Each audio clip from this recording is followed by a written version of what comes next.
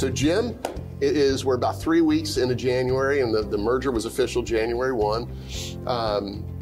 You know, as you and I both know, we talked about this for years. Yes. When we first started talking about what did you see as the advantages to Greenwalt? What were the issues or the things you were considering as a firm, and why you might consider a merger? A couple things come to mind, Jay. First, myself and my partners had kind of brainstormed on like five bullet points that we needed to make sure were checked off in a merger opportunity. One of those was continuing to have market presence for our group of people. We didn't want to be just a number in a big firm.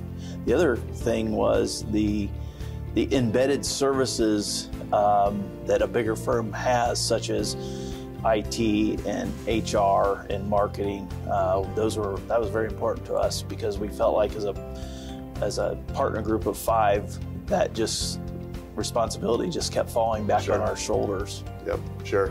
Now, you in there you had mentioned scale, you know, and when, you know, the reason we reached out to you guys was, you know, we have an office here in Indianapolis. It was a smaller office, a fraction of the size of your firm, and we've always felt that the ever-changing landscape of competition, firms are getting bigger. There are a lot of mergers. There's private equity involved.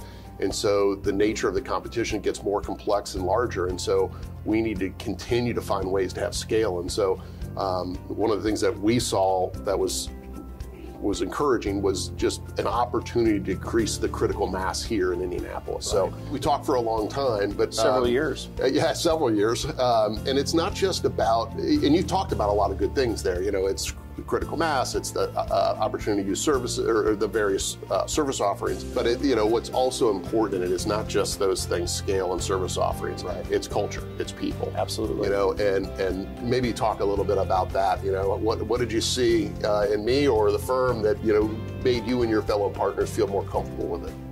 Well, just talking with you, I mean, you're a very easy person to talk with, and once I've got to know your other partners, they're much like our partners at Greenwalt was, and I felt like we meshed really well. I didn't see a lot of egos that we had to overcome, and hopefully you didn't see that in our group. Culture, obviously, for our people was huge, and one of the biggest pieces of that was the flexibility and the ability to work anywhere, anytime. You know, you can check a lot of boxes either on scale or service offerings, and on paper it may look great, but if the underlying organizations are just run by two totally different sets of principles, if you will, or what's most important to them is just not aligned, it's never going to work. It's never going to be successful. So likewise, yeah, no, I felt very comfortable with you, with your partner group. And since we've announced in late September, we've spent 3 or 4 months all working side by side on the integration. So it's been great. So that's why the firms ourselves wanted to do it. What do you see as a benefit to your clients? Again, going back to your point about developing critical mass, I mean, going into a larger firm allowed us to have more bench strength in our practice areas and our niche practices, such as manufacturing and not-for-profit, for example. But also, I saw it as a great opportunity for our staff to have more opportunities at career advancement, professional leadership development. Again, you have resources within your organization that's what they focus on is professional development, not only soft skills but technical skills, and I think that affords us the opportunity to learn more. Yeah. So again, from our side, from the value to the client. I do want to circle back. You'd mentioned what benefits we were looking at for future. You guys belong to an association called Allineal Global. Right. Greenwalt was in an association that I felt was very strong in the last 3 to 5 years.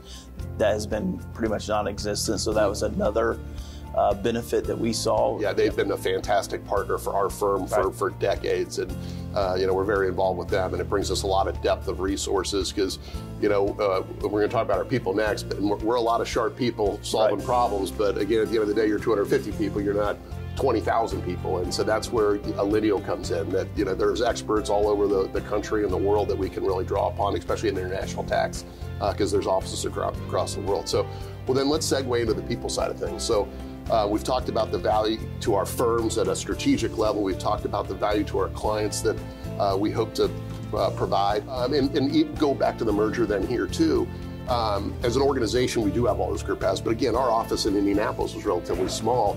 And did we have, we have international tax, because that's based in Cincinnati, or we have international, but now that we're the size we are, we're actively talking about, we have CAS or fractional leadership here now in Indianapolis. Didn't have that before. Can we have a valuation leader here in Indianapolis? Yeah, we can now. Right. So we can really bridge out those services to have on-site and then really develop people in those career paths locally without, leaning on some other office. So that's exciting. One other thing, and maybe we should have talked about this at the beginning too, and it is a people thing, but it's from the partner standpoint. I think you might have mentioned you didn't want to be just a small fish in a big pond, or whatever, however you might have said that. I think the terminology is we didn't want to just be bigger to be bigger for bigger sake. What I'm looking for partners, not employees, if you will, and so.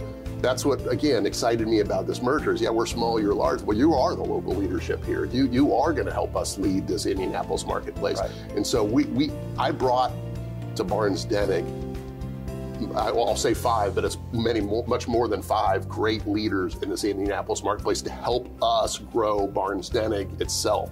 So, you're on the executive committee now. Yes. We had our first partner meeting yesterday as a joint group. So that excites me as well to have that more great leadership helping grow Barnes Dennig as an organization. So, any concluding thoughts on where we stand in the merger? We've got a long road ahead of us, but so far so good. Well, I know I think it was important that we have an implementation team. That was very important to the success of this merger. And obviously there's going to be some road bumps that we fall into, but I think the fact that we made the announcement early, that gave us pretty much a 3 months to kind of integrate together before the official merger date, that was very beneficial.